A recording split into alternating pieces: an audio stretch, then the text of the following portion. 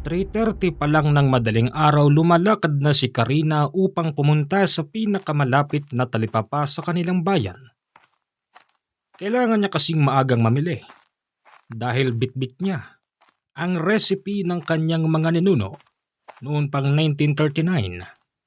Kahit sabihing napakadilim sa nilalakaran ni Karina, hindi ito hadlang at wala na siyang takot kahit may nababalita ang may nawawalang tao sa kanila. Habang siya naglalakad, huminto ang isang tricycle. Nagkataon na kaibigan niya pala ang driver. "Oy Karinyo, saan ka punta?" "Ay nako, eto na naman ang malas, magang-maga." "Ikaw talaga Karinyo. Karina, hindi Karinyo." "O di, Karina kung Karina. Saan ka ba kasi pupunta?" "Hoy Maytor, alam mo namang meron akong business, di ba? Small business. At magpahanggang sa ngayon, hinahawakan ko pa rin ang special recipe ng aking mga ninuno." "Teka, ba't ang aga mong lumabas?" Siyempre, katulad mo. Naghahanap buhay. Saan ka ba kasi pupunta?" "Diyan sa palengke. Halika, sabay na kita." "Naku, wag na. Kilala kita, no? Iba ka managa ng pasahero, Maytor." Hoy, hoy, hoy, hoy, Karinyo. Libre na lang sa'yo. Tatali, maganda ka naman. Mabango pa." "Ano? Baka kung saan mo ko dalin, no?" Hindi tayo talo, ano ka ba? Sakay na, baka mamaya maunahan ka pa sa mga bibilin mong recipe dyan sa palengke." "O sige, siguraduhin mo lang di mo ako sisingilin ng malaki, ha?" "Oo nga." Mabilis na nakarating si Karina sa palengke at pagdating niya roon halos wala pang gaanong namimili. Yun kasi ang gustong tagpo ni Karina upang hindi siya maunahan sa mga espesyal na laman na hinahalo niya sa niluluto nitong napakasarap na sopas at lugaw. Bago sumikat ang araw, nakabalik na si Karina sa kanyang pwesto at mga bandang 7:00 pa siya pwedeng mag-open dahil kasalukuyan niya palang ipinapakulo ang mga binili niyang laman. "Sino ba yan?" "Apo!" "Ay nako, si Lolo na naman." "Lo, bakit?" Andito ka na pala. Parang mas maaga yata yung pag-alis mo kanina." "Siyempre kailangan kong unahan yung mga namimili. Baka mamaya maunahan ako sa special na laman." Ganon ba? Apo, bakit ba ayaw mo pang kumuha ng makakatulong mo rito?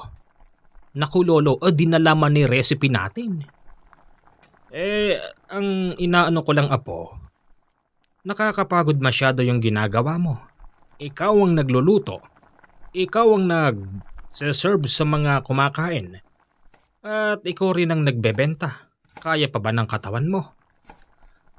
Ay nako Lolo Abel, kahit 24 oras pa, kaya ko yan.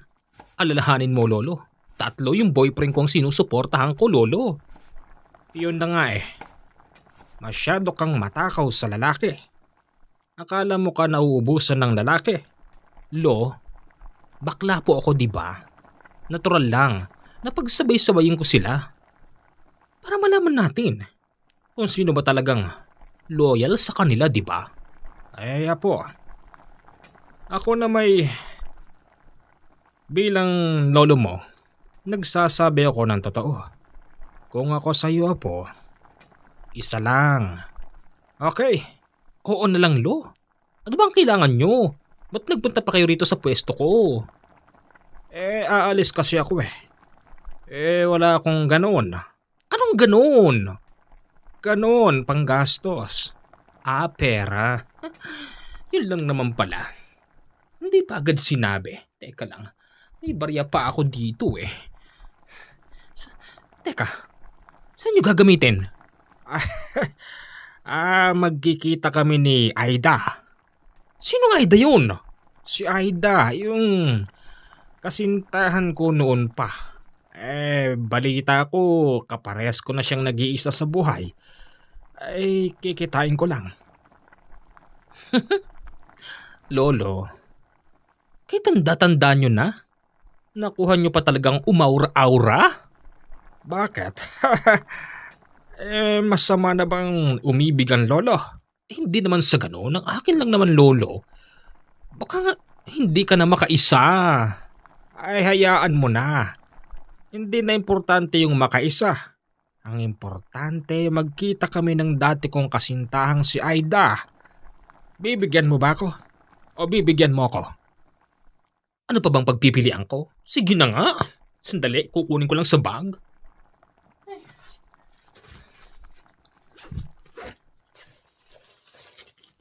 Ito. Sapat na ba ito, lolo? Pwede na, akin na. Oo. Mag-iingat kayo. At kung sino man yung sinayda na yan? Aida.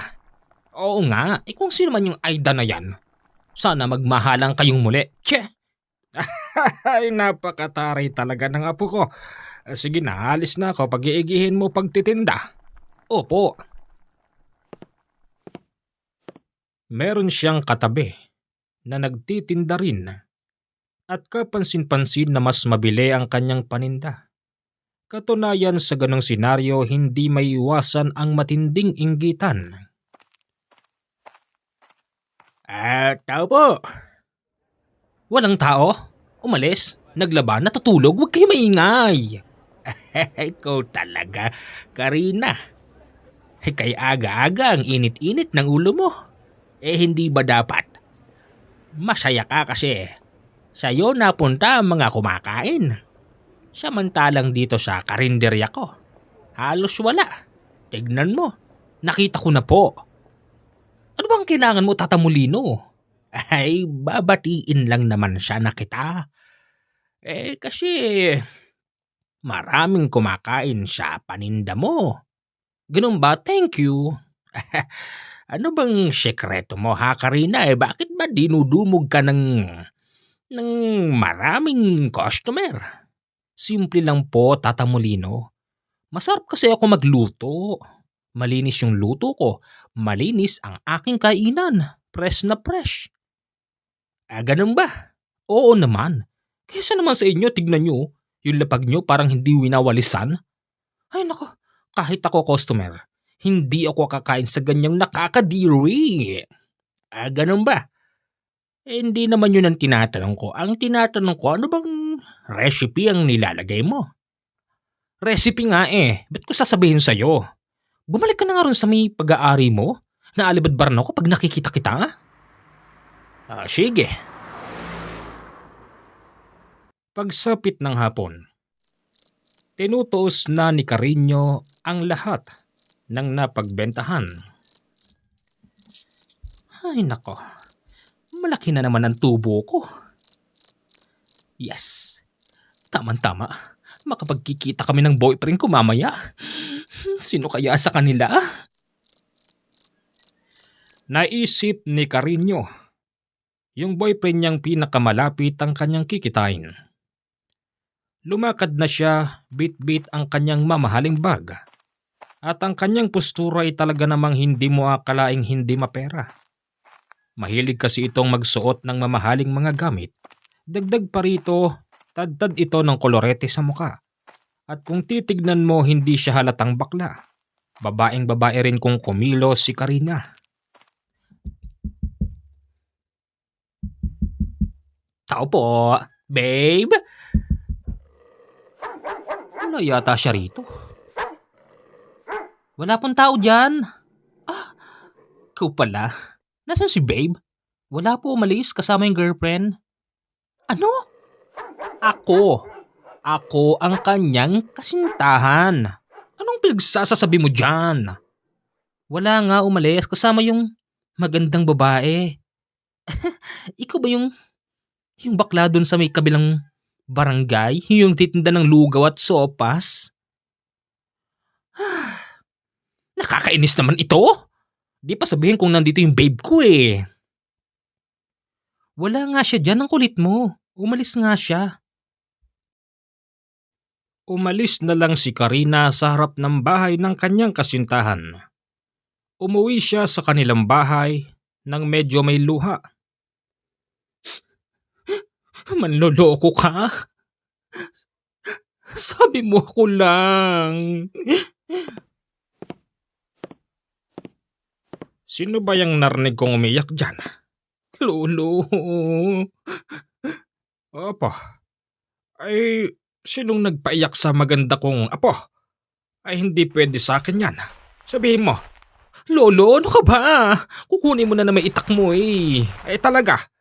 Ay, hindi ako makapapayag na ginaganyan-ganyan lang ang apo ko. Sino?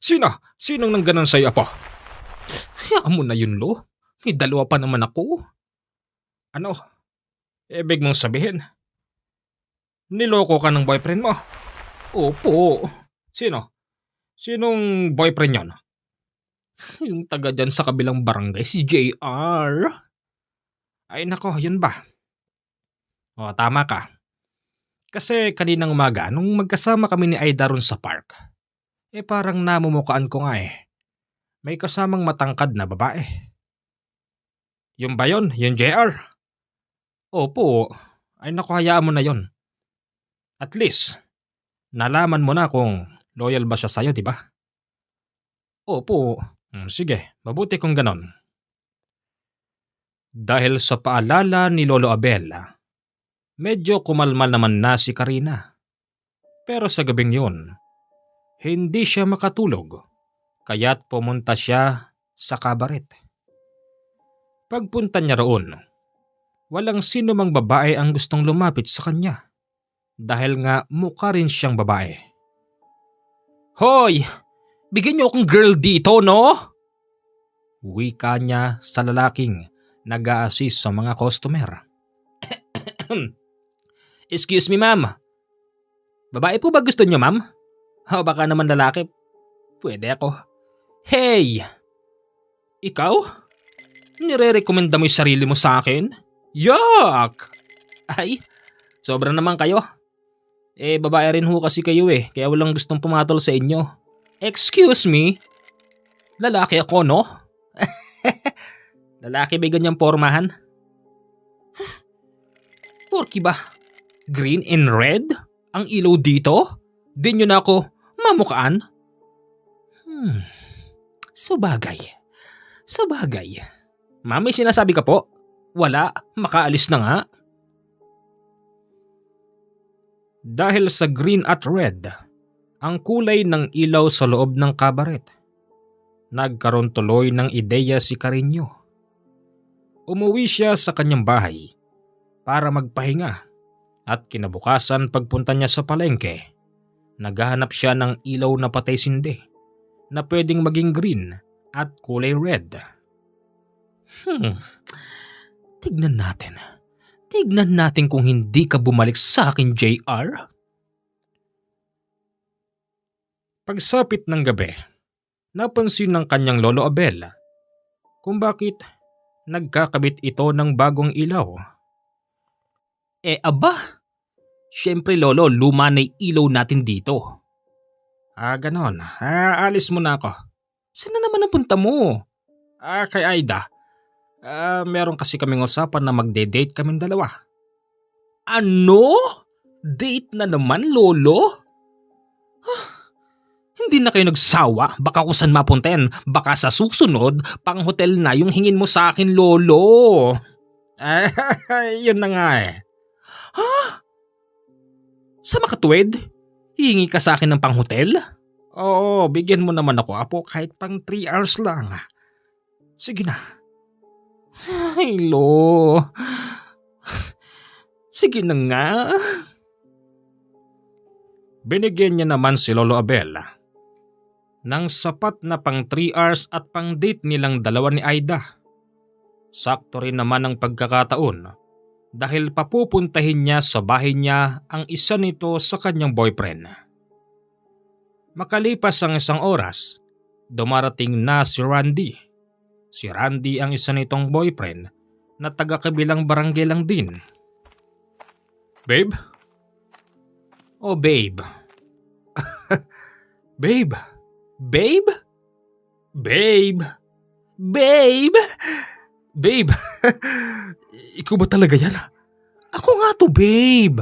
Bakit? May nagbago ba sa akin, babe? Wala naman, di ba? Dati pa rin naman ako, di ba? Ganun pa rin naman ako ka-sexy.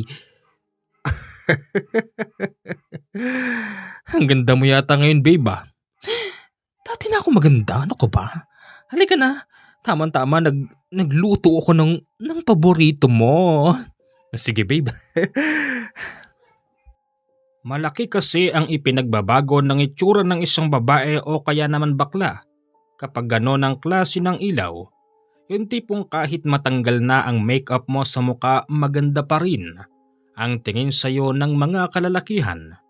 Lalo na't kung sasabayan pa ng pag-iinom ng alak. Sa gabing iyon, hindi umuwi si Lolo Abel at nasolo ng bakla at ng kanyang kasintahan ang buong bahay. Kinabukasan, ikinagulat niya dahil isa sa kanyang kasintahan na sa taga-kabilang barangay din ay nakita niyang may kasamang babae. At ang mas masakit pa rito, pilit siyang pinagtatanggihan ng isa niyang kasintahan nang dahil doon nasaktan na naman ang baklang si Carino. Lolo? Bakit na naman? Niloko na naman ako, Lolo.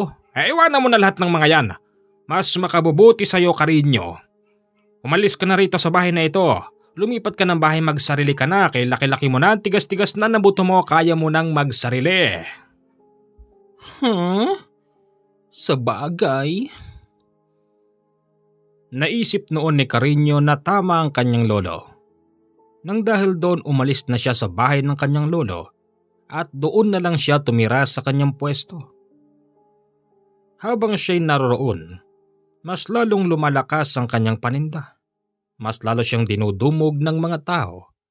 Hanggang sa isang araw, yung natitira niyang boyfriend ay niloko din siya. Dahil harap-harapan itong pumunta sa kanyang tindahan at kumain. Oh my gosh, yung boyfriend ko? Oh, hindi.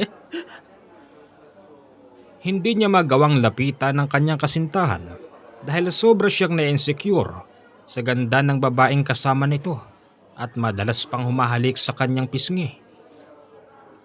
Tapos na po ang oras ng pagkain? Magsisialis na po kayo, pwede ba? Pwede ba? Pwede ba? Nang narinig yun ng kanyang mga customer, lahat ng mga ito ay nagsigsiyalisan at mabilis niyang sinarado ang kanyang tindahan. Hindi maaari. Hindi maaari. Gaganti ako. Gaganti ako. Kahit nakababa na yung roll-up ng kanyang tindahan, yung pinakapintuan naman ay nakabukas pa at naririnig pa ng mga taong dumadaan yung pag-uumiyak nito sa loob ng kanyang tindahan.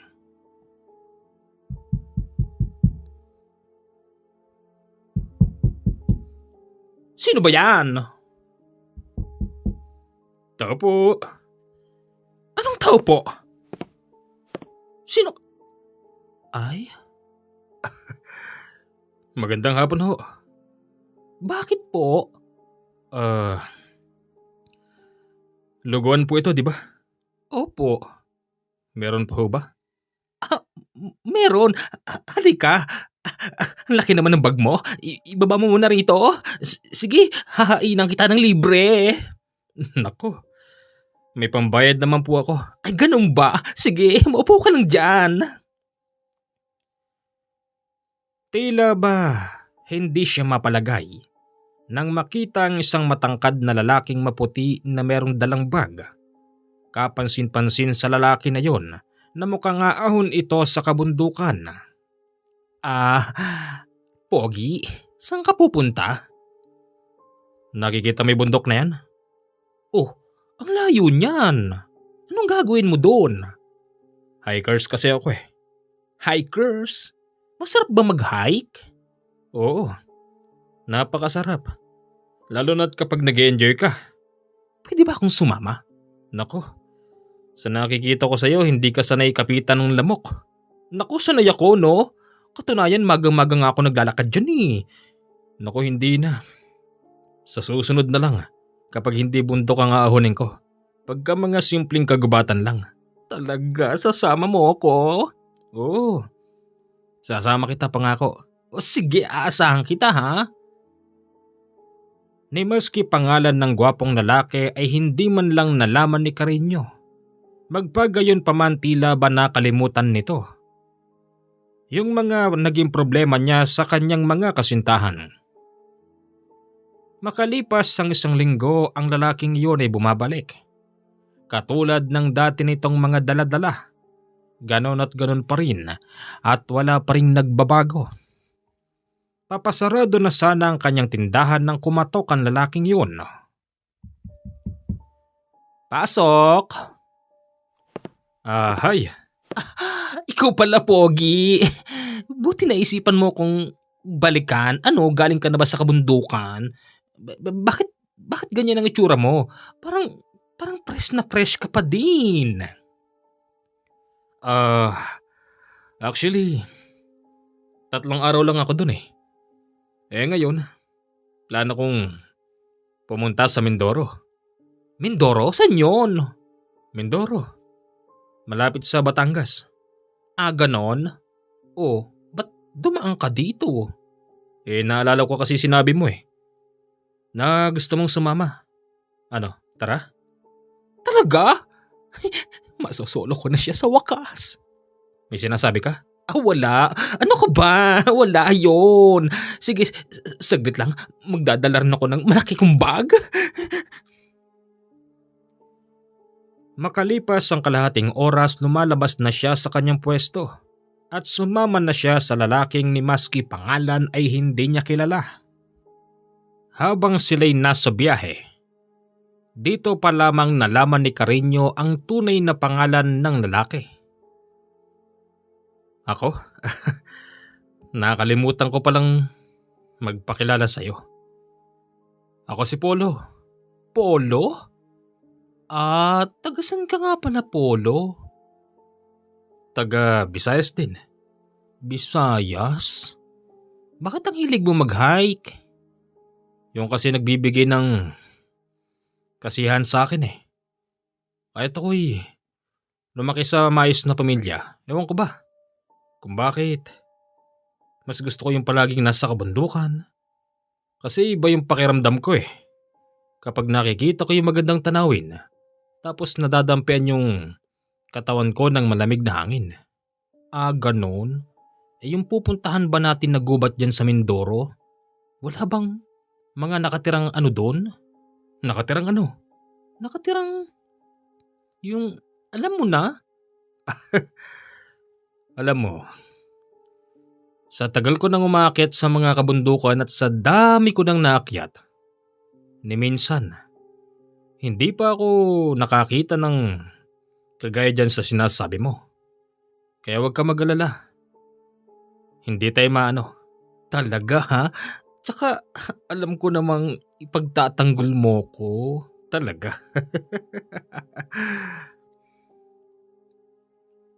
Pagdating nila sa lugar na yon, sa unang tingin pa lang para bang aatras na si Carino dahil talaga namang medyo mataas ang ahunin at halos wala kang makitang liwanag kahit na tirik ang araw. O paano, Karina? Tara na ba? Sige! Halos 1 oras silang naglalakad sa loob ng kagubatan. Nang marating nila ang hindi bababa sa 10 kabahayan. Lumabas ang mga tao doon nang makita sila ng mga ito.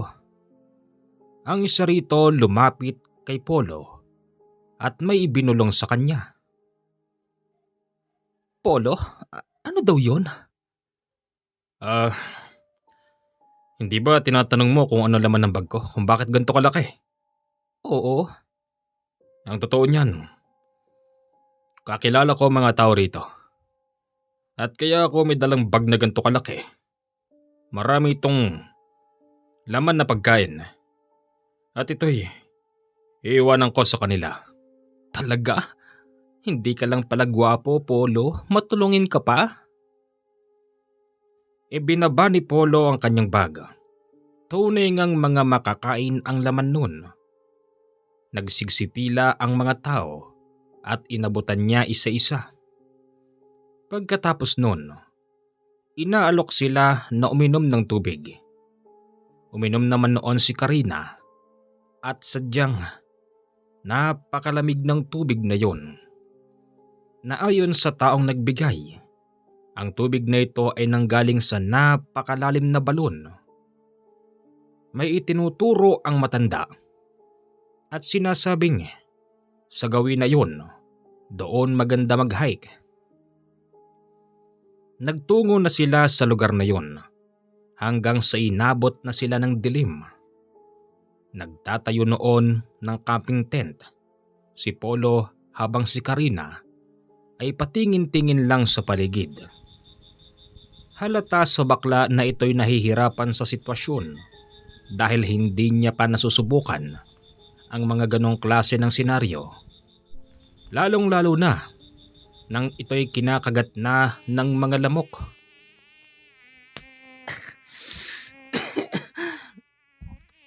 Why? Oh, Karina. Tapos na ito. Halika na. Mabuti naman. Dalawa tayo rito. Kung gusto mong tabihan kita. Pero huwag kang mag-alala. Dalawa naman yung tent ko Tabi na lang tayo? Malamig Mas masarap yung may katabi. Sige. Nagtabi sila sa isang tent. Napakalamig pa naman ng simoy ng hangin ng mga panahon na yun. Siyempre, dahil sa gusto rin mangyari ni Karina, ang pagtatabi na yun, hindi may iwasang may mangyari sa kanila. Kinabukasan bago pa man sumikat ang araw, bumangon na yung dalawa tapos nagpainit ng tubig si Polo. Habang ito'y nagpapainit ng tubig, napansin noon ni Karina na para bang may mga tao yata sa paligid. Huy Polo, bakit? May tao yata. Tao? Walang tao rito. Meron. May nararamdaman ako Wala nga. Walang ibang tao dito kung hindi tayo lang. Meron talaga. May mga dumarating pala na mga katutubo. Lumabas ang mga ito sa bandang kasukalan. May inaabot sa kanila na isang bagay na hindi alam ni Karina. Ano to?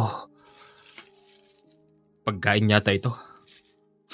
Pagkain ba yan? Bakit iba yung amoy? Pagkain nga ito. Ito yung sinasabit sa kalan. Pinauusukan. Kung tawagin to ay etag. Etag? Ano yung etag? Karne na pinauusukan para hindi mabulok. Ganon? Kakainin mo yan ang baho-baho niyan? Ano ka ba, masarap to? Walang pagpipilian noon si Karina kung hindi kumain din ng bigay ng mga katutubo. Sa unang tikim, hindi masarap. Pero ewan ba niya kung bakit hinahanap-hanap niya ang lasa nun. Pengin na nga ako, sige na nga. Hindi ko type ng lasa pero parang hinahanap ko Parang nakaka-addict. Sige, kumain ka na.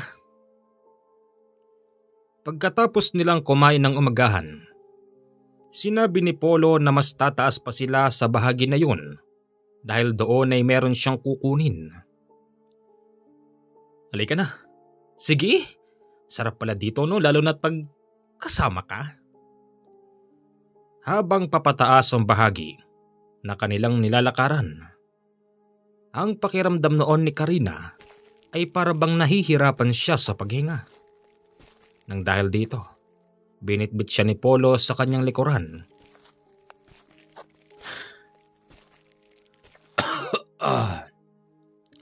Karina? Oo?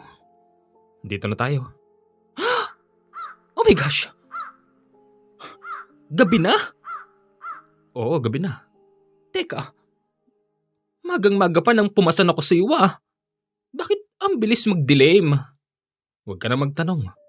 Basta nandito na tayo. Ang pagkakatingin noon ni Karina kay Polo, para bang isang napakagwapong lalaki na mapang-akit. Katunayan, hinalikan siya ni Polo nang hindi niya alam, pero nagustuhan yon ni Karina. Halika rito, aking Karina. Nakikita mo ang buwan? Oo. Bakit? Ang buwan ang magiging saksi sa pag-iisang dibdib nating dalawa. Ano? Ayaw mo ba? Hindi naman sa ganun, pero ang bilis naman ng kaganapan. Meron nang nangyari sa atin. Kaya kinakailangan mag-isang dibdib na tayong dalawa. Talaga? Kung niloko ka ng mga kasintahan mo pues, ibahin mo ko, Karina. Talaga? Oo. At hindi lang ang kulay pulang buwan ang magiging saksi sa ating pag-iisang dibdib. May ibang tao pa ba rito? Meron pa. Maya-maya pa, nakita ni Karina sa bandang ibaba. May mga taong dumarating dahil sa madilim ng mga oras na yon at tanging sinag lang ng buwan ang nakakapagturo sa kanila ng daan. Medyo natakot si Karina. Baka raw kasi mga kakaibang tao yun. Natawa naman si Polo at pilit na pinapakalma si Karina. Huwag ka mag-alala, aking mahal. Sila ang magiging saksi sa pag-iisang dibdib natin. Nang tuluyan nang makalapit sa kanilang mga ito, dito niya napagtanto na ito yung mga katutubo na nagbigay sa kanila ng pagkain na pinausukan. Polo! Po? Oras na ng pag-iisang dibdib. Sige po. Si Karina ay sinuutan ng kulay puting balabal at sa kanyang ulo ay may inilagay na bulaklak na papaikot. Saktong-sakto rin ang ulo niya. Ano to? Bakit may ganito, Polo? Yan ang formal ng pag-iisang dibdib. Teka nga, Polo. Sinadya mo ba ito? Oo. Ano? Oh, sinadya ko ito. Unang pagkakakita ko pa lang kasi sa'yo. Gustong gusto na kita. Karina, tanggapin mo ang alok kong pagmamahal. Ano ka ba? Huwag ka nang lumuhod dyan. Oo, tinatanggap ko na. Sa dinami-dami ko naging boyfriend, sa'yo lang pala ako babagsak. Pero hindi ko natatatanggihan. Oo, sige, magpakasal na tayo. Saksi ang kulay pulang buwan sa pag-iisang dibdib nila. At ang nagkasal sa kanila, ang pinakamatandang katutubo. Sa pamamagitan ng kulay pulang buwan, kayong dalawa ay pinag-iisang dibdib at sa bisa ng aking basbas at kapangyarihan. Magmula ngayon, kailanman ay hindi na kayo maghihiwalay. Wika ng katutubo. Napansin ni Karina, pagkatapos nilang ikasal, yung buwan ay mabilis na lumisan.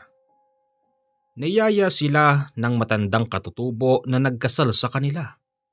Ayon dito, pupunta raw sila sa kanilang bahay upang magsigsikainan. Pagdating doon, napakaraming pagkain at ang putahe ay purong baboy. Nagtanong naman noon si Karina kung saan nanggaling ang mga baboy. Ayon sa mga katutubo, lahat ng iyon ay purong baboy damo na makukuha sa kagubatan. Halika na, aking mahal. Kumain na tayo. Mahal ko? Bakit ang bilis naman nawala yung buwan? Siguro dala ng panahon. Halika na. Mag-honeymoon pa tayo mamaya. Ipinapangako ko sa'yo, kung gaano ka nasiyahan sa aking pagkalalaki, mas masisiyahan ka ngayon. Talaga? Gusto ko yan. Ikaw ang wild mo talaga. Pagkatapos kumain ng mga tao, biglang natahimik ang buong lugar dahil nagsigsipasok na sila sa kani-kanilang bahay.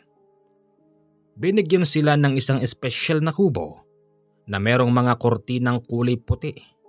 Kulay puti din ang kanilang higaan at napakalambot. Naayon kay Polo kaya ito malambot. Nilagyan nila ng patong-patong na dayami pero hindi makati. Halika na aking mahal. Lumapit ka na sa akin at sisimulan na natin ang tunay na pag-honeymoon. Lumapit naman si Karina. Hiniga siya nito sa kulay puting papag.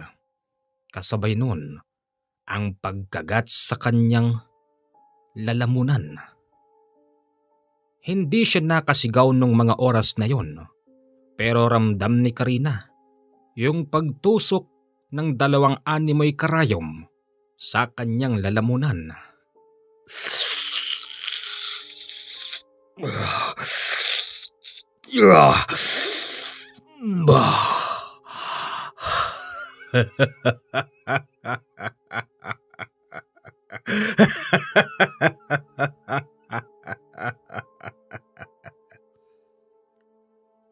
Yon ang narinig niyang huling tawa ni Polo. Pagkatapos nito nawalan siya ng malay. Bigla siyang nagising. Tirik na ang araw. Oh, gising ka na pala aking mahal. Polo, may salamin ka ba dyan? Wala. Hindi usong salamin dito. Naalala ni Karina na meron pala siyang maliit na salamin na bilog. Mabilis niya itong kinuha sa kanyang bag. Sandali.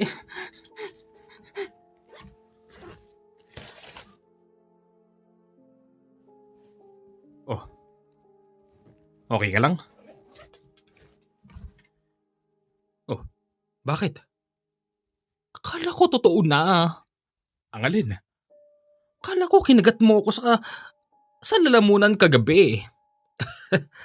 Nananaginip ka lang. Ganon? Oo.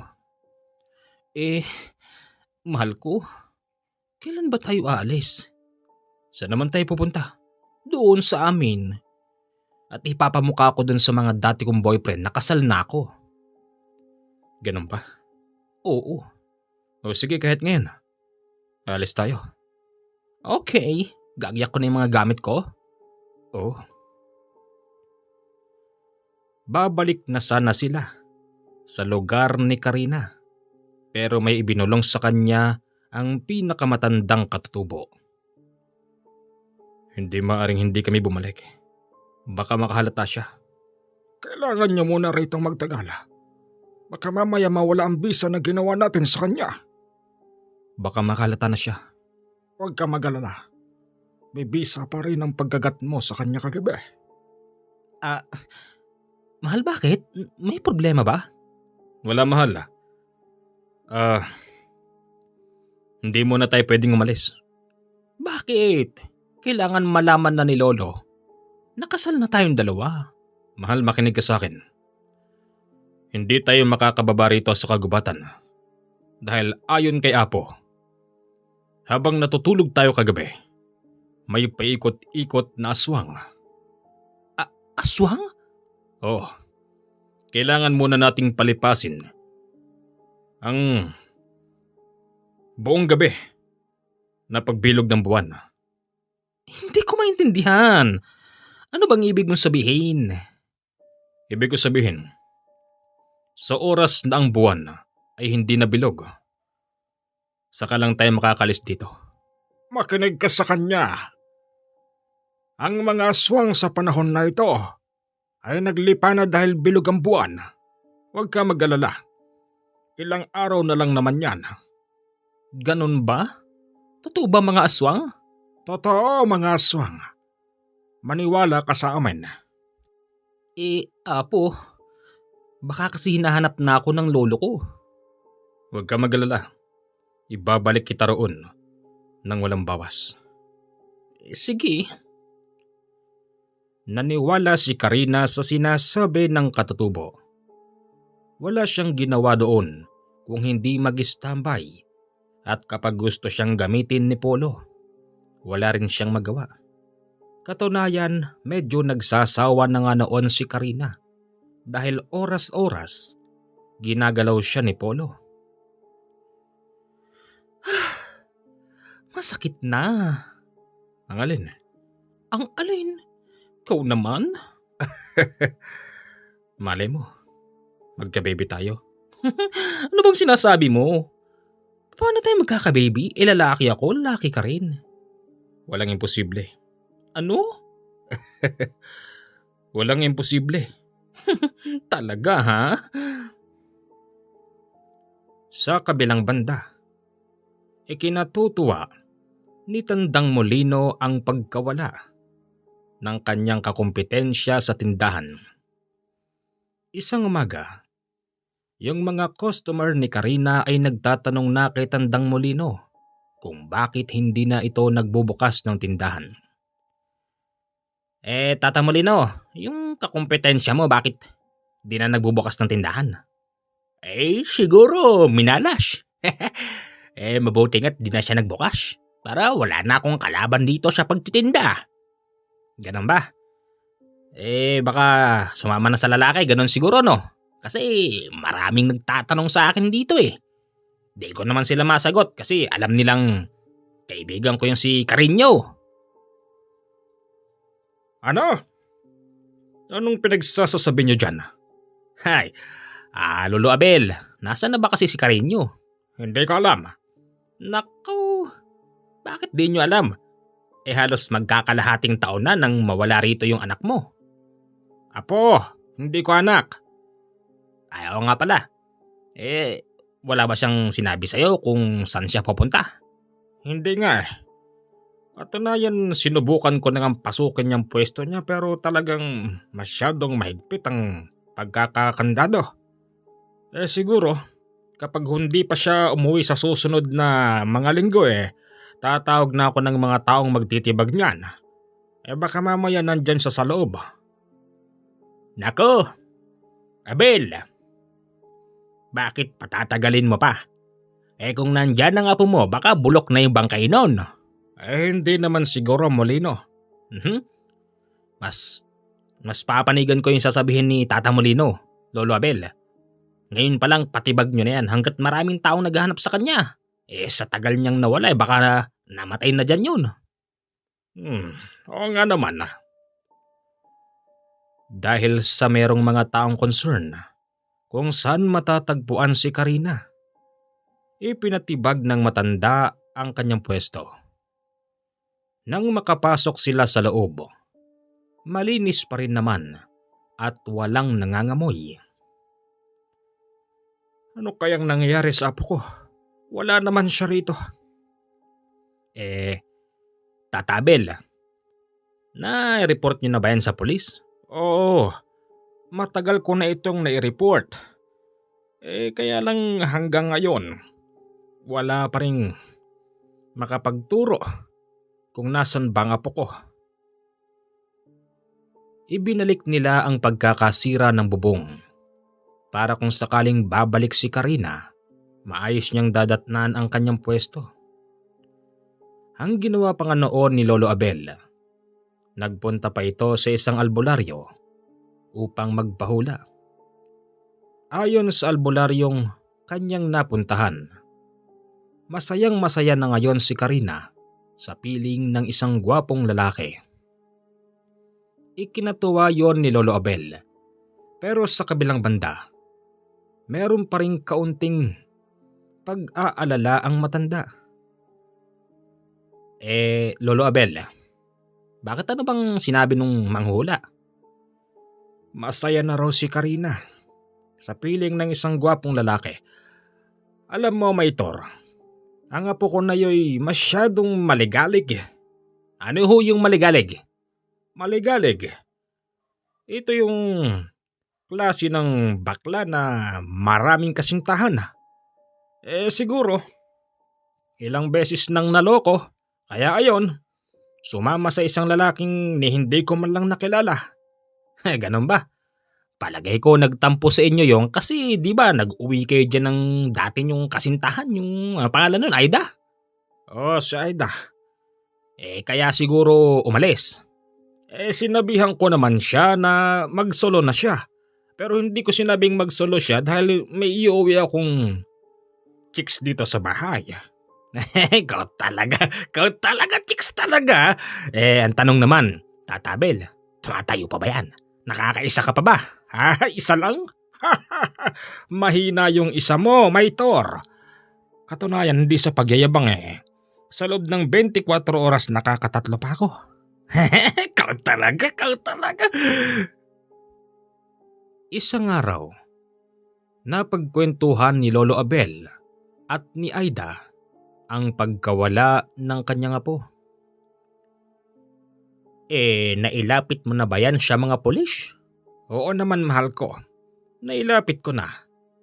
Kaya lang sa tagal ng panahon, baka kung napano na siya. Hindi naman siguro. Base dun sa manghuhula, buhay pa naman ang apo ko at nasa piling siya ng isang gwapong lalaki. Nako, huwag kang maniniwala doon. Bakit naman? Baka mamaya, hindi nagsasabi ng totoo yun. Alam mo namang pera-pera lang ang mga manghuhula. Siguro, mas makabubuti kung pumunta muna tayo ron sa lugar ng nasira kong asawa. Saan ba yun? Sa Mindoro. Mindoro? Sa lugar ng mga mangyan? Oo. Bakit? Ano namang gagawin natin doon? Lalapit tayo ron sa isang lehitimong albularyo. Ganon. Sige. Nagtungo sila sa Mindoro. Pagdating nila roon, dito nakilala nila si Paul. Magandang hapon, Paul. Buti naman at nandito ka ngayon sa Mindoro. Nandito ho ko ngayon para gamutin ang mga taong yan. Sino? Yang mga nakaupo? Alam niyo naman na pag gantong araw, narito ako dahil maraming tao ang nag-aantay sa akin at humingi ng tulong ko. Ano? At nag-aabang ng tulong ko. Teka lang po, Nana Aida. Hindi ba't nandun kayo sa Visayas? Oo, pero... Paul, sige tapusin mo muna yung mga tinutulungan mo at pagkatapos niyan kami naman. Bakit ho? Meron ho ba kayong nararamdaman? Ako wala. Si Tatang. Siguro Tatang, kailangan mo ng pampatayo. Ano? Pampatayo ba ka mo? Oho. Hindi ko kailangan yan. Ako'y matikas pa. Hindi pa ako lipas. Pero may lupa na kayo. Bueno, ano ba kasing problema niyong dalawa? Siya tanungin mo. Kasi yung apo kong mahilig sa lalaki, hindi ko na makita. Alam mo naman, na nag-iisa lang yun sa buhay ko. Mukhang naglayas yata. Ang gusto kong mangyari, malaman ko kung nasaan ba siya. Nagpahula na ako Ang sabi ng manghuhula, buhay pa naman. At kapiling daw ang isang gwapong lalaki, kaya lang hindi masabi-sabi nung manghuhula kung nasaan ba siya ngayon. Ganun. So sa madaling sabi, akala mo isa rin akong manghuhula, ganun ba? Ayon kay Aida, magaling ka raw na albularyo, baka naman kaya mong hulaan kung nasa ng apo ko. Hindi ho ako manghuhula. Kaya kong magbasa ng isip ng tao kung nandun siya sa pinangyarihan. Pero huwag kayong mag-alala. Kung yan ang problema nyo, magantay kayo ng 2 araw at tatawagin ko ang aking kaibigan. Sisiguraduhin ko sa inyo na kaya niyang hanapin ang inyong apo. Ay, ganun ba? Ay, Aida, hindi naman pala tayo matutulungan ng tao na ito eh. Hindi mo ba ako narinig? Ang sabi ko magantay ka ng 2 araw. Oo na, sige. Tinitignan nila ang klase ng panggagamot ni Paul. Napansin nilang mainitin ang ulo nito. Napansin nilang para bang ito yung klase ng albularyo na hindi marunong magpatawad. Saksi sila kung paano nito ginilitan ang isang mataas na uri ng mangkukulam na nakasapi. Kakaiba ang klase ng panggagamot ni Paul. Yung tipong kapag merong taong sinasapian, makikita rin ng mga saksi kung paano magbago yung taong sinasapian. Tapos yung mismong sumasapi ay nakikita nila sa katauhan ng pasyente. Hindi ba sinabi ko naman sa'yo? Wala akong kasalanan doon. Saksi ako pero wala akong ginawang masama. Ganon. Kahit na nandong ka lang at wala kang ginawang masama, dapat ka pa rin patayin.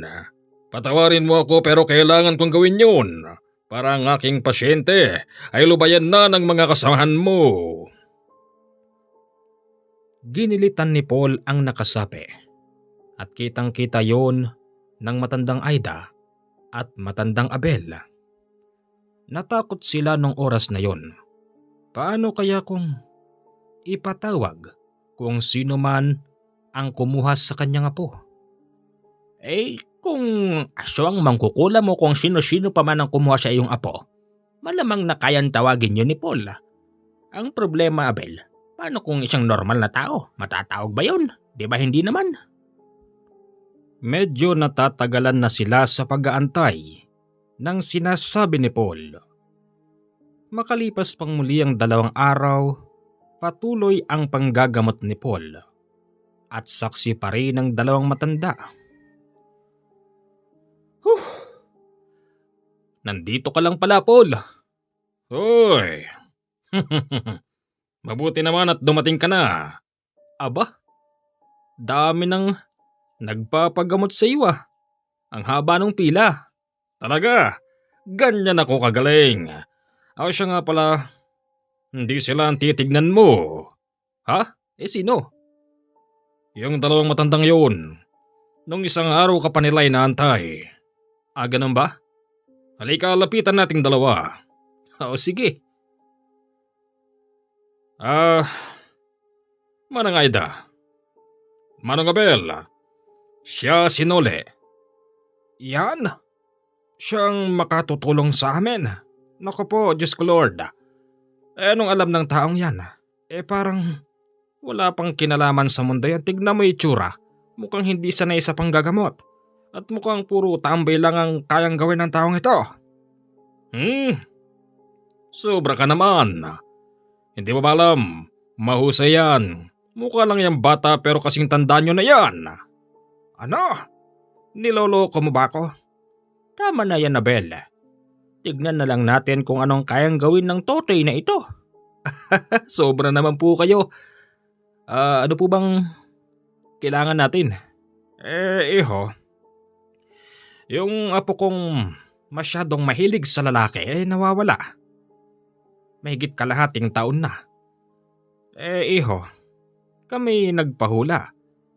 Ang problema, nasabi ng manghuhula kung buhay pa bang apo namin. Sabi buhay pa naman. Ang problema, hindi malaman kung nasaan yung apo ko. Baka naman, iho, matulungan mo kami sa bagay na yan. Ganun ba? Oh, nako, mukhang sablay nga yata talaga ito.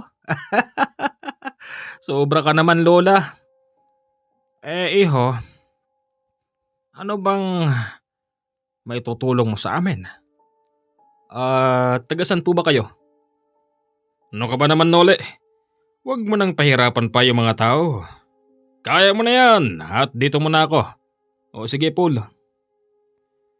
habang kinakausap ni Kanole yung dalawang matanda. Titig na titig si Kanole sa mata ni matandang Abel. Napansin yun ng matanda. Tinanong kung bakit. Bakit ba titig na titig ka sa mata ko? Meron ba akong muta? Wala po. Binabasa ko lang po yung isip nyo. Marunong ka palang magbasa sa isip ng tao.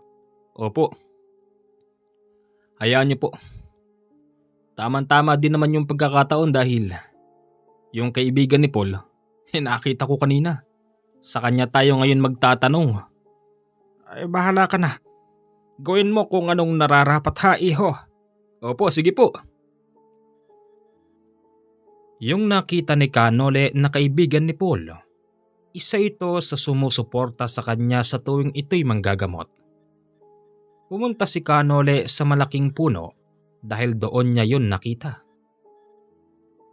Ayda, tignan mo'y baliw na yon.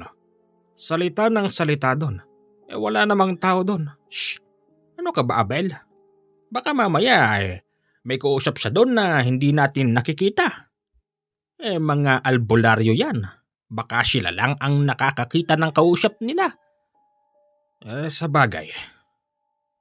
Nole, at ano namang tinatanong mo dyan sa kaibigan ko? Huwag ka na magtanong. Ako nang bahala rito basta manggamot ka na lang dyan.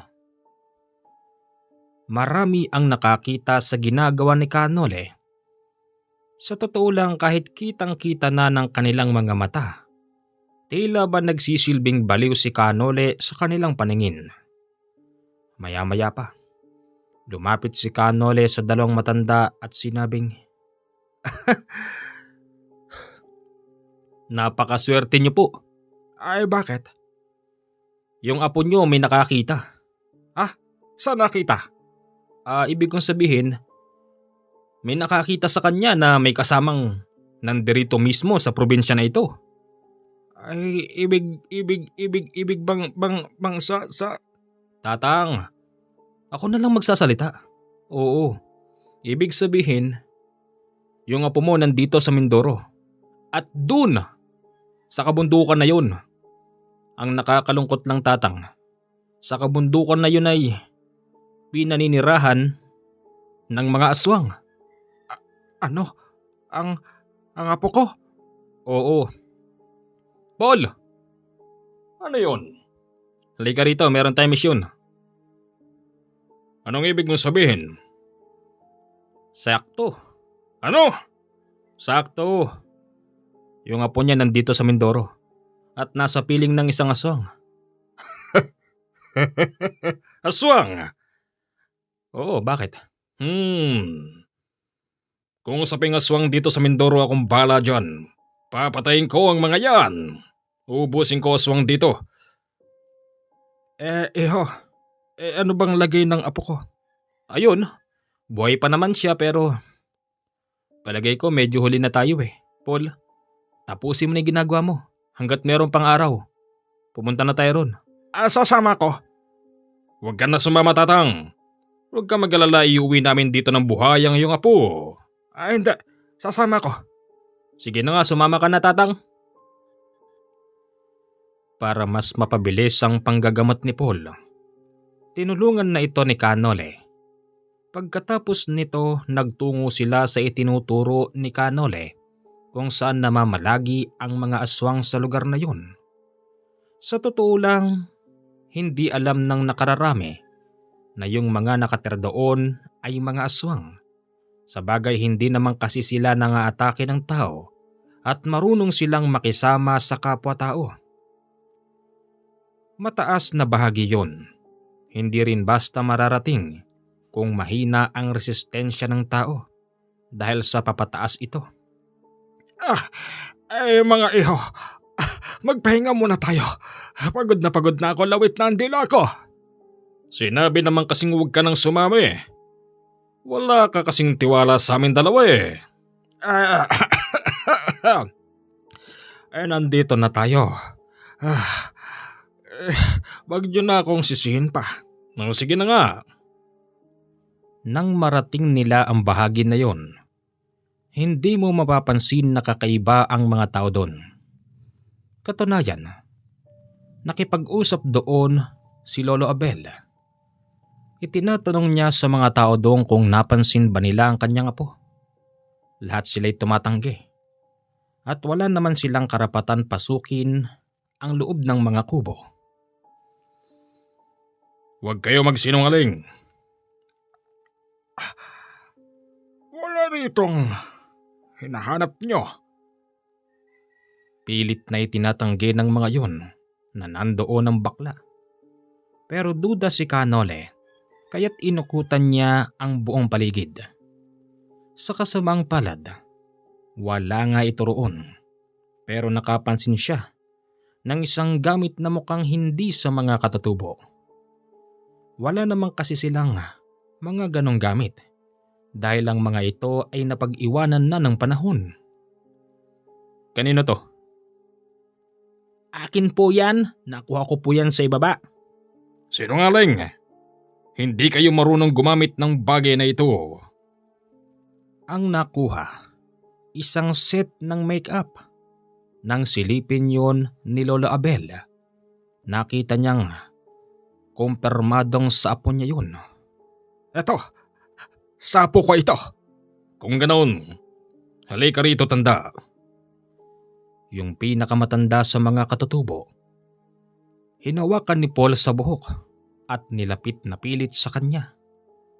Ayaw pa rin umamin ng mga ito, pero nakita na ni Kanole na silang lahat doon ay merong pinagtatakpan. Paul, bitawan mo na yan. Biktima lang din ang mga tao rito. Anong ibig mong sabihin? Nagkamali tayo. Ha? Paano tayo nagkamali? Yung mga tao rito, hindi silang lahat mga aswang. May mangilan-ngilan man pero hindi lahat. Tatang, huwag ka nang magsinungaling pa. Nakita ko na at nabasa ko na sa isip mo nangyari dito. Ngayon ituro mo sa amin kung saan sila nagpunta. Dito inamin ng pinakamatanda roon na sila ang nagkasal kay Polo at kay Karina.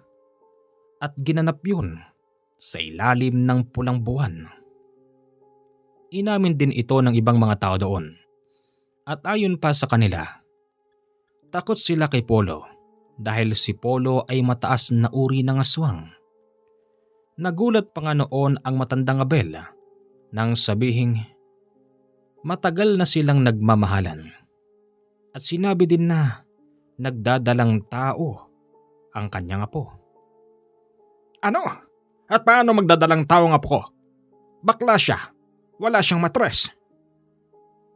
Ayon pa sa matanda roon, magdadalang tao ang kanyang apo, pero ito'y hindi lalabas mula sa kanyang pag-aari. Lalabas ito mula sa kanyang bunganga at ang ipapanganak nito ay isang aswang. Hindi raw ito nagdalang tao sa pamamagitan ng pagtatalik. Nagdalang tao ito dahil sa pagtatanim ng binhi sa katawan ng kanyang apo. Naitanim ang binhi na yun nang hindi nalalaman ng bakla at ginawa yun ni Polo ng palihim habang ito'y natutulog. Pinuntahan nila ang bahaging kung saan matatagpuan ang kanyang apo. Pagdating nila roon, kitang-kita ang kalinisan ng ilalim ng mga kapunuan. Mahahalata mo kasing may taong namamalagi doon, pero walang nakatayo ni maski isang kubo. Hanggang sa napansin ni Kanole na merong nakatayo na isang tent at nakatago ito sa pagitan ng dalawang malaking bato at sa harap ay merong isang matabang puno na siyang nagsisilbi na tagaharang ng hangin. Nilapitan nila yon at inabutan nilang natutulog doon ang baklang si Karina. Sino kayo? Anong ginagawa niyo rito? Apo. Lolo? Apo, halika na. Sumama ka na sa amin. Hindi ako sasama sa'yo. Ito ang buhay ko Kapiling ko rito ang asawa ko. Apo, Mataas na uri ng aswang ang napangasawa mo. Lalaki ka, alam mo yan. Hindi kayo pwedeng magsama habang buhay. Apo, nagdadalang tao ka raw. Oo, buntis ako. Nang dahil yon sa pagtatalik namin. Alam mo ba, Lo? Nang dahil sa pagtatalik namin, naramdaman ko na isa kong tunay na babae. Hindi ka babae. Nagdadalang tao ka dahil sa pagtatanim sa iyo ng binhi ng aswang. Anong aswang? Hindi ko alam ang sinasabi niyo, walang aswang dito. Aswang ang pinakasalan mo. Teka, sino ka ba? Isa akong albularyo. Oh, sabi sa akin ng napangasawa ko. Ang mga albularyo, weirdo. Ganun ba? Oo. Anong Heto na pala. Heto na ang kanyang asawa. Nole? Oh, ipaubaya mo na sa akin to. At ikaw bakla, manood ka. Ipapakita ko sa iyo ang katotohanan. May bit-bit na tuyong kahoy noon ang napangasawa ng bakla. Nung una, ipinagtatanggihan pa nito ang nalalaman ni Kanole at ni Paul. Hanggang sa nabusit na rito si Paul dahil ayaw nitong umamin. Sinuntok ito ni Paul ng isang beses, kaya siya humilahod sa lupa. Galit na galit noon ang bakla, pero hawak-hawak siya ng kanyang lolo at ayaw siyang bitiwan. Amin ka, papatayin kita. Wika pa ni Paul. Kahit patayin mo ko, hindi mo na mababago pa ang katotohanan. O magsisilang siya ng isang batang anak namin. Sinungaling. Magsisilang? Kasi tinaniman mo siya ng punla ng pagiging aswang? Ano bang sinasabi niyo? Hindi aswang ang asawa ko. Para maniwala si Karina, may ginawa si Kanole. Meron itong inusal at inihip sa muka ni Polo. At dito nakita na ng bakla ang tunay nitong itsura. Isang lalaking maitim, mahaba ang uso, mahaba yung tenga, at merong mga naglalakihang pangil. Natakot si Karina nang makita niya ang katotohanan. Sinabi pa nito yung mga masasakit na salita. Na kesyo matagal na panahon siyang niloko. Na kesyo ang nakakatabi niya gabi-gabi ay napakapangit na lalaki. Nung mga oras na yon, hindi pa alam ni Polo na kusang nagbago ang kanyang anyo, kaya't pilit niyang kinukumbinsi si Karina na walang nagbago sa kanya. Pero nang sabihin ni Kanole dito, natignan niya ang kanyang katawan.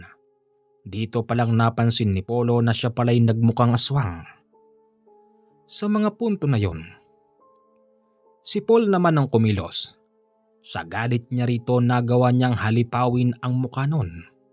Bumaligtad ito ng ilang ulit at hinugot ni Paul ang kanyang itak na siyang pinangpuputol niya sa ulo ng mga aswang na kanyang nakakalaban. Pasensyahan tayo pero kailangan ko itong gawin. Wika pa ni Paul. Hindi ganong kadali gawin yon dahil napakalakas pala nito. Bilang isang mataas na uri ng gabunan, kayang-kaya nitong labanan si Paul pero hindi ito magpapadaig. Alam mo bang mas lalo akong nasisihan sa pakikipaglaban kapag malakas din ang aking kalaban? Nole, huwag kang makikialam. Sige, bahala ka. Hinayaan ni Paul na kalmutin siya ng mga matutulis nitong kuko. Pero lahat ng pang-aatake sa kanya ni Polo ay walang talab. Nasusugatan man noon si Paul pero hindi niya iniinda. Hanggang sa sinaksak ito ni Paul sa lalamunan. Hindi na noon nagkakaroon ng reaksyon ng bakla. Kahit nakikita niyang nagdudugo na ang katawan ng kanyang pinakasalan. Dahil nga napakapangit na ng tingin niya rito.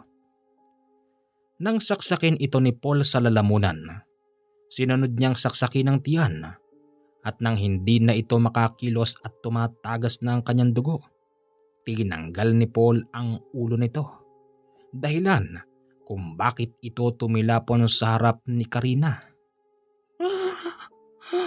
Oh my gosh! Hindi! Yan ang totoo. Sinipa ni Paul yung ulo nun at yung katawan nitong walang ulo ay hinulog nila sa balon tapos sinindihan.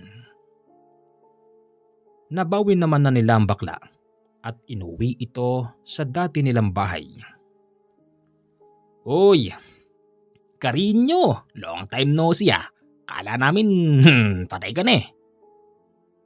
Hindi kumikibo si Karina kahit na anong pangasar sa kanya ni Maitor. Inaakala naman ng mga tao doon na sa muling pagbabalik ni Karina ay magbubukas na ito ng pwesto. Pero lumipas ang 1 buwan, hindi na siya muli pang nag-open ng pwesto. Dahil para sa kanya, wala na siyang gana maghanap buhay. At sa pagkakataon na yon, wala na rin siyang tiwala sa mga kalalakihan dahil lahat daw ng ito ay niloko siya. Kakainis. Apo? Oo. Lolo? Patawarin mo ako, Lo? Bakit? Sa tingin mo ba galit ako? Alam ko, Apo, na biktima ka lang din.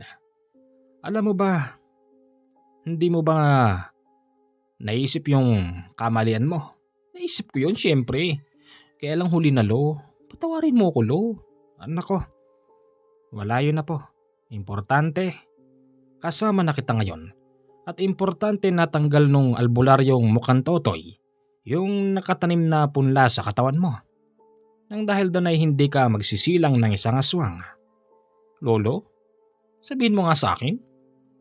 Sa lahi ba natin ako lang ang bakla? O ikaw lang? Kaya mas makabubuti sa iyo, Apo. Magpakalalaki ka na rin. Okay? Kung yun ba'y makakabuti sa akin eh. Eh bakit hindi?